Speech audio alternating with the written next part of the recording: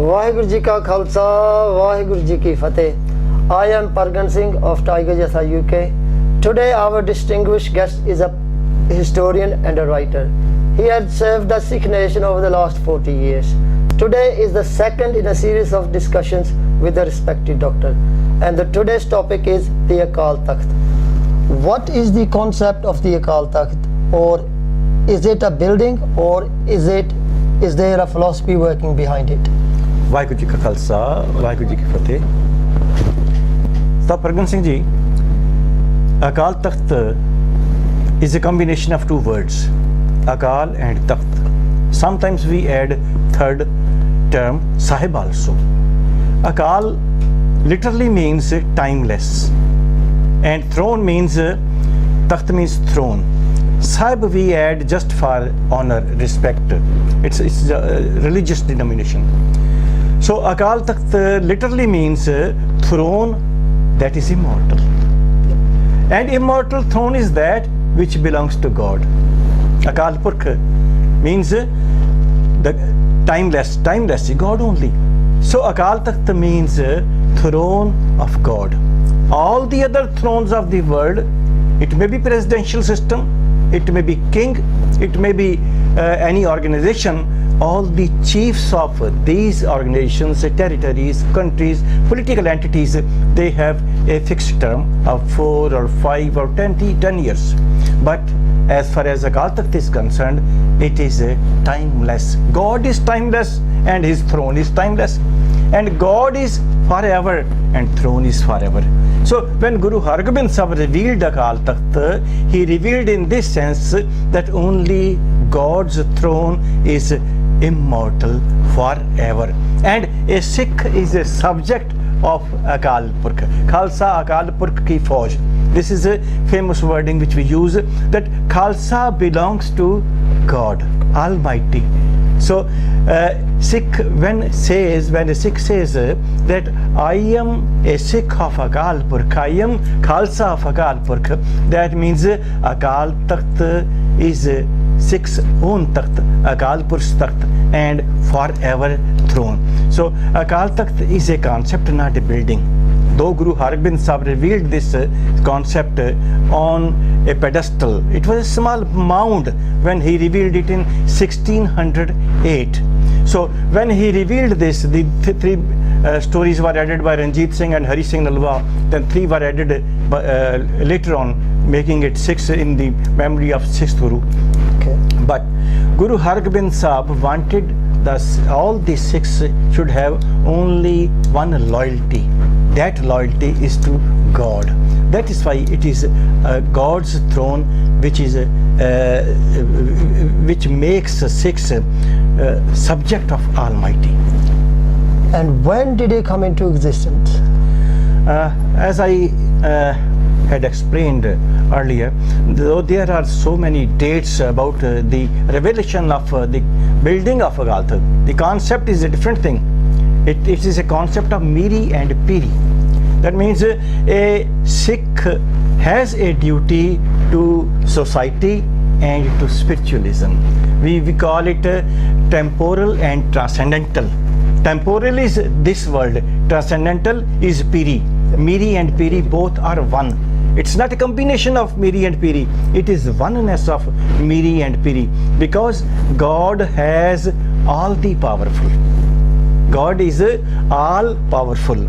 So you cannot define God's power into temporal or transcendental. It is one entity.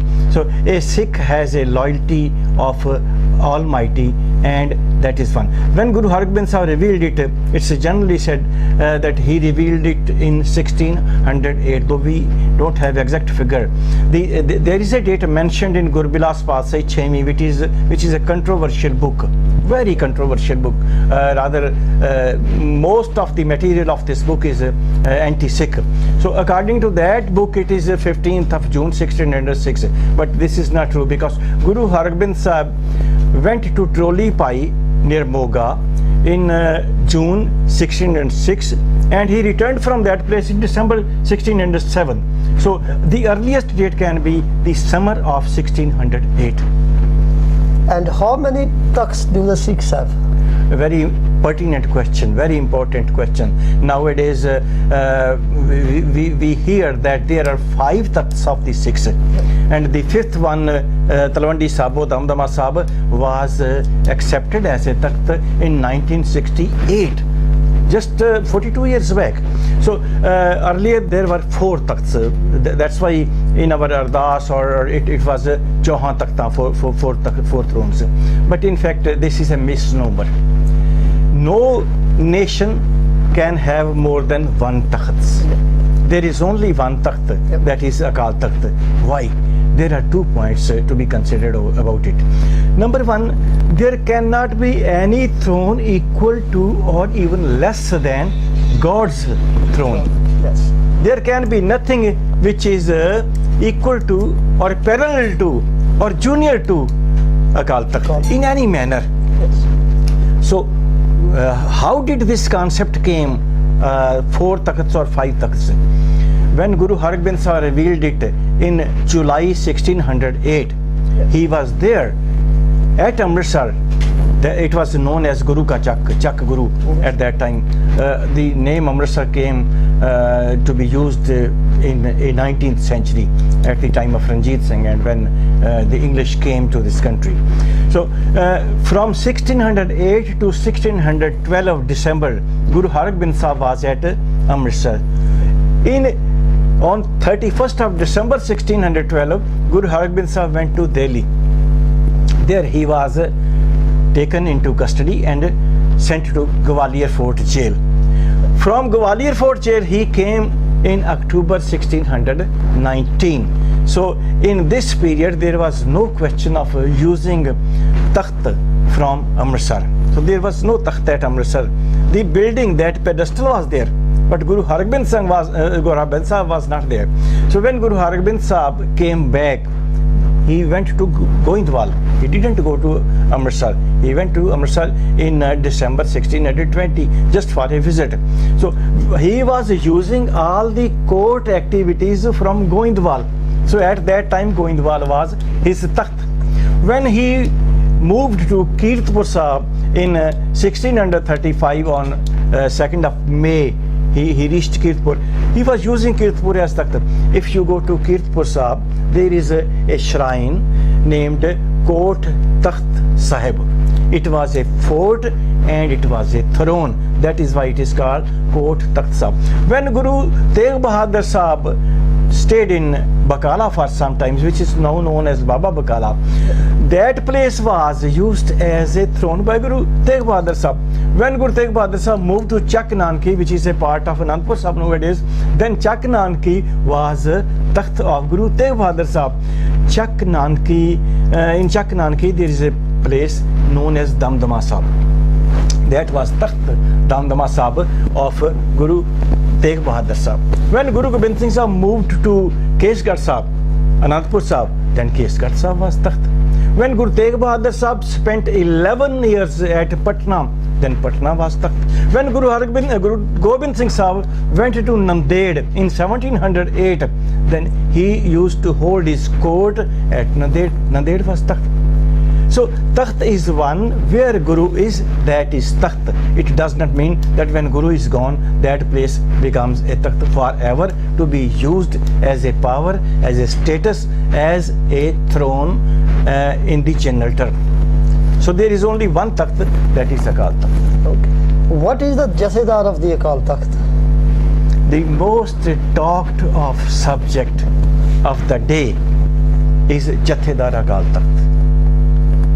And nowadays it is presented as some special power, to some extent as a monster also. So the concept of Jathedar, if we take literal meaning of the term Jathedar, it means the head of a Jatha, a band, a group. How did this word came to be used? How this term came to be used? It's an event of 1920. On the 12th of October 1920, at Jallianwala Bagh, there was a function going on. It was going on since 10th of October. So on the third day, several so-called untouchables. There is no low caste concept in Sikhism. No man is low caste.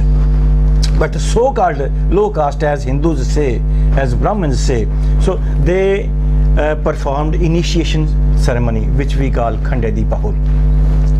Though wrongly it is called Amrit also, so but it's Amrit Chakna is very popular nowadays. It's initiation in English. So after the initiation ceremony from Jallianwala Bagh, no, just a small reference. Though Jallianwala Bagh is famous for 13th of April 1919 massacre, but it is more concerned with the Sikh movement also. After 13th of April 1999, about 1 year and 6 months later, this event happened at Jallianwala Bagh, and it is very crucial to Sikh history, very important to Sikh history. What happened? These Sikhs, after initiation, they went to Darbar Sahib.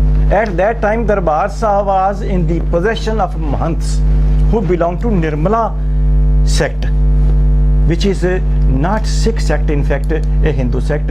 But during the time of Ranjit Singh, Maharaja Ranjit Singh, Akali Phula Singh was the caretaker of Darbar Sahib and other buildings, and when he embraced martyrdom, the Dogras took control, indirect control of Darbar Sahib, and they appointed Nirmalas to this post. Sant Singh Gyani is very famous, and there is a plate in Darbar Sahib mentioning his name, because Ranjit Singh was controlling Darbar Sahib through Sant Singh, and Sant Singh was controlled by the Dogras, the Nirmala. All the traditions, all the customs, all the activities in Darbar Sahib which are non-Sikh nowadays, they were started by these Nirmalas. Unauthentic practices of Darbar Sahib are a gift of Nirmalas. So Nirmalas are more of Hindu, though they have appearance of a Sikh. I was explaining the situation of Jathedarship. Yep. So the Nirmalas had put placards in Darbar Sahib, in the premises, in the Prakarma, in the periphery of Darbar Sahib, that so-called low caste persons cannot enter Darbar Sahib before 11 a.m. It was in a way rape of Sikh philosophy. It was a curfew kind of thing. Yeah. In Sikhism, you cannot distinguish between births, colors, languages. All the persons are same in Sikhism. But when on 12th of October, the Sikhs belonging to that family, those families came to Darbar Sahib, they were not allowed to enter Darbar Sahib. When they pushed into Darbar Sahib and went to Darbar Sahib to offer their Kala Prashad, it was refused. So many Sikhs who were present there, when they stressed, they compelled the priests, they had to accept it. But when the Sikhs went, those Sikhs went to Akal Takht to offer their Kala Prashad there, the priests ran away, leaving Akal Takht Sahib unattended. There was nobody there. So when they were gone, the Sikhs realized that it is insult to Akal Takht that it has been left unattended. So they requested the audience there to form a Jatha of 21 members which will take care of the building of Akal Takht. Not the concept of Akal Takht, building of Akal Takht. 17 persons offered themselves, volunteered themselves, and the 17 persons elected a Jathedar of that Jatha. The Jatha which was to take care of Darbar Sahib, Akal Takht. So Teja Singh Puchar was appointed as Jathedar of that Jatha. There is no concept of Jathedar. Bhai Khan Singh Nabha wrote Mahan Kosh, the Encyclopedia of Sikhism, which is the first encyclopedia of Sikhism and Sikh literature. In that encyclopedia, there is no reference of so-called Jathedar Akal Takht. Prem Singh Hoti wrote biography of Akali Phula Singh in 1912. Akali Phula Singh has been presented as chief of Misl Shahidan and caretaker of all the Gurdwaras, and he is not presented as Jathedar. So even up to 1930, there is no book mentioning the term Jathedar Akal Takht. As I have mentioned earlier, Teja Singh Puchar was selected as Jathedar of that Jatha, the band which was to take care of Akal Takht. And it's very interesting, though it was 12th of October 1920, in December, early December, after just 2 months, he asked the Sangat to relieve him because they had been taking care of Akal Takht for about 2 months. Then Didar Singh of village Mattu Paike was appointed in his place. So the persons, caretakers, attendants of the building of the Akal Takht had been changing every 2 months, 3 months, 6 months. There were 6 caretaker chiefs, not Jathedars. Jathedars of Akal Takht, but Jathedars of that Jatha. So there was no concept of Jathedar and there was no Jathedar. The term Jathedar came to be popular right in 1979. It's very interesting. Just 31 years ago, this post was used, rather misused, by Gurchand Singh Toda and Jagdev Singh Talwandi just to assert their positions as President of Akali Dal and President of HEPC when Badal was Chief Minister at that time. Just in that situation, they wanted to use this institution, so they promoted the institution of Jathedar. And what is a Sarbat Khalsa? Sarbat Khalsa has 2 meanings. Literally, Sarbat means all the 6. Sarbat Khalsa means all the 6. But this concept came into being in 1726. Before that, there was no Sarbat Khalsa concept. When Pai Tara Singh of Dalwan, it's in Amritsar district, when Tara Singh of Dalwan embraced martyrdom, all the 6 Jathas, all the members of the Sikh army, they gathered at Amritsar in front of that pedestal of Akal Takht and Darshani Deodi. It was just a ground. They went there, held a congregation and decided the course of their action in future. They discussed the situation after the martyrdom of Pai Tara Singh Dalwan and made planning to proceed further in connection with the Sikh activity.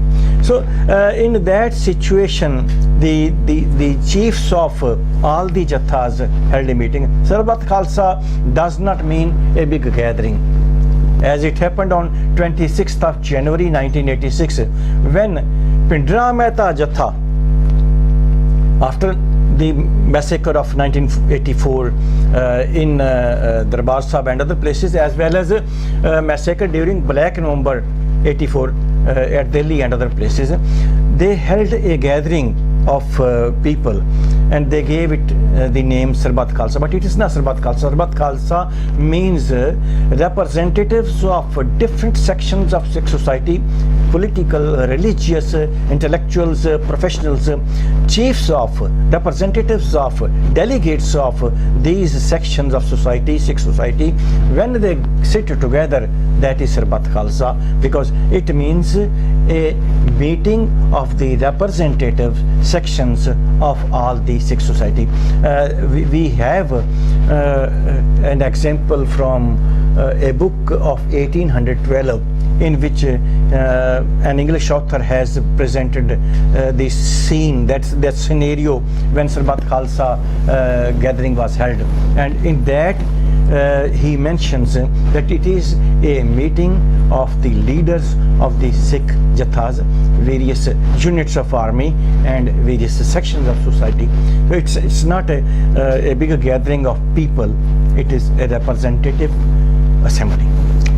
Is Sarbat Khalsa possible now with the present climate in Punjab? If we follow the Sarbat Khalsa, so-called Sarbat Khalsa of 26th of January 1986 and the World Sikh Conventions, these are not Sarbat Khalsa concepts, but Sarbat Khalsa is essential. Why it is essential? In 18th century, the Sikhs achieved sovereignty. They defeated the Mughals and the Pathans, and they freed the land of Punjab from foreign powers. How did they do it? They did it by becoming a united force, and that united force was the decisions which we call Gurmata. The decisions of Sarbat Khalsa were known as Gurmata. Gurmata means that mata, that resolution which we reach in accordance with Guru's philosophy. Yes. In the presence of Guru Granth Sahib, when we reach a decision as per Sikh philosophy, Guru's philosophy, that is called Gurmata. So in Sarbat Khalsa gatherings, a Gurmata was passed and it was acceptable. It must be accepted by each and every Sikh organization as well as Yes. individual Sikhs. So that is a must. If we reach that situation, if we achieve that, then all the problems of the Sikhs can be solved. But as I mentioned earlier, Sarbat Khalsa is not a gathering of 10,000, 1 lakh or a million people. All these Sikhs cannot go together, sit together at any place of the world, and that is impossible. The possibility nowadays is, I have two examples. One is a Jewish Congress. All the Jews from different countries, not only Israel, there are only 30% Jews in Israel. 70% of the Jews are in the United States and Europe and other countries. They have a Jewish Congress which consists of representatives of Jews from various parts of the world. And then is the Islamic Congress. So Sikhs can also have a World Sikh Parliament. And World Sikh Parliament should be formed with Sikh representatives from all the world. Of course, there are more Sikhs in Punjab and they will get a lion's share. Maybe 50% or 60% should be from Punjab. There are so many Sikhs in Delhi, in Haryana and various parts of India, and in England, in Canada, in America, in Italy. There are so many Sikhs. Sikh representatives from all the sections of Sikh society, wherever Sikh are, plus Sikh intellectuals.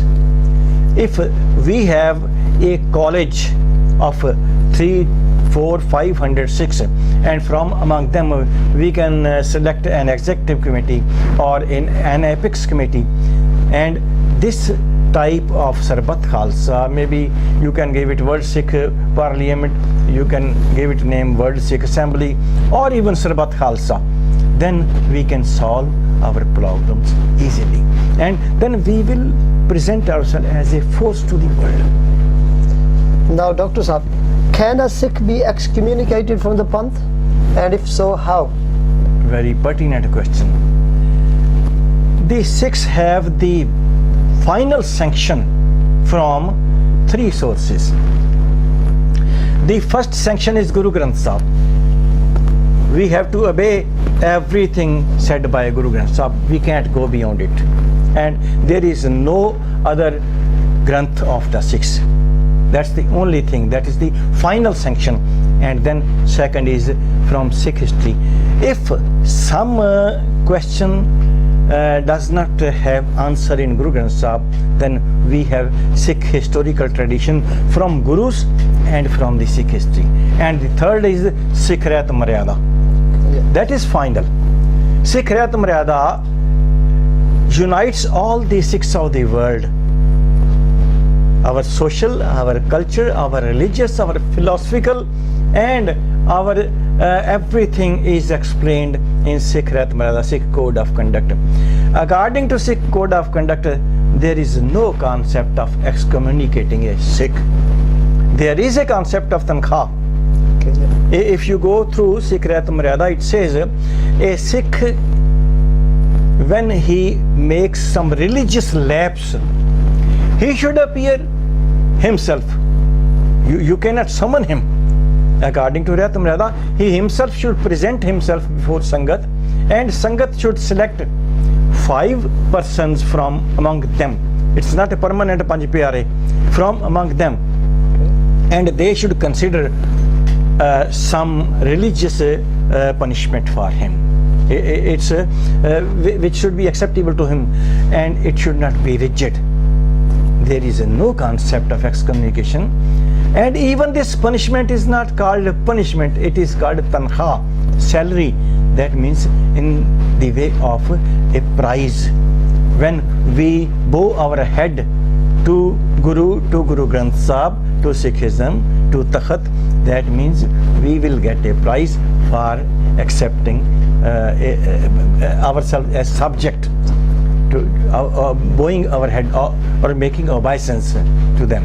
So there is no concept of excommunication. But suppose a Sikh has done a very grave mistake and he is not going to accept it, he asserts it, then there is a provision that all the Sarbat Khalsa should have a gathering, as I have suggested, World Sikh Parliament, and if not all the Parliament can be present, then Apex Committee and Advisory Board should be there, which should decide whether his sin, not crime, whether his sin is so grave that he should be given the final punishment.